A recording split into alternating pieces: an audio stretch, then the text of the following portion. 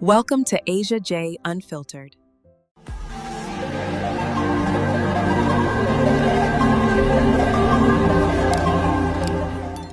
Hey family, welcome back to Ashia J Unfiltered.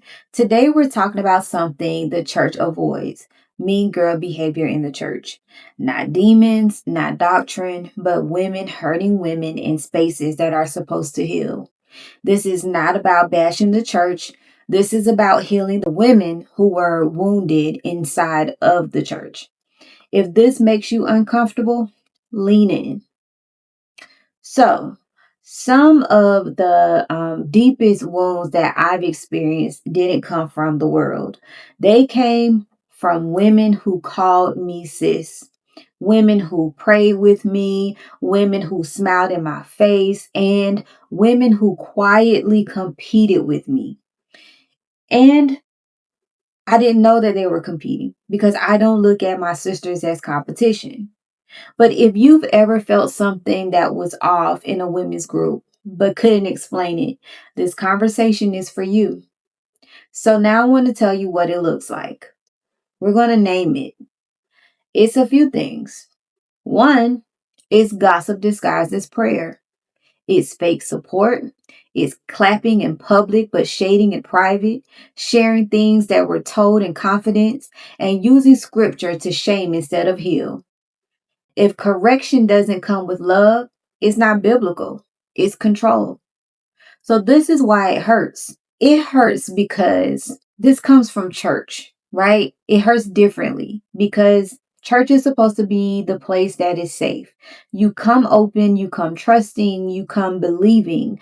You come believing that these are your sisters.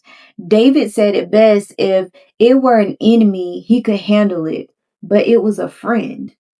And that's why church hurt sticks. It feels spiritual, but it's emotional.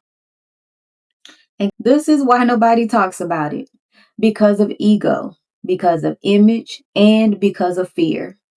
And some women, they want the title of ministry, but not the responsibility of integrity. Some people stay silent to keep the peace. Silence does not create unity. Silence protects dysfunction. The Bible tells us to expose darkness and not to decorate it.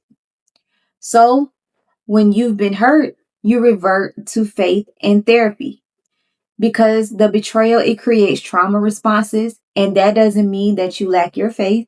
Prayer, it heals your soul, and therapy helps to heal the pattern. And God forgives. He forgives instantly, but your brain heals gradually. Both matter. So, you start isolating yourself. Then you start to pull back. Then you guard your heart so that nobody can get close. And then you tell yourself you're just cautious. But really, you were wounded. And that's okay to admit. Okay? But this is what your healing should look like. Your healing is not pretending that it didn't happen. It's healing, forgiving without reopening the wound. And it's setting boundaries without guilt. It's using discernment without bitterness. Love must be sincere and not forced and not fake. Healed women, they don't gossip, they guard. So, I want you to ask yourself, who crossed a boundary that I never addressed?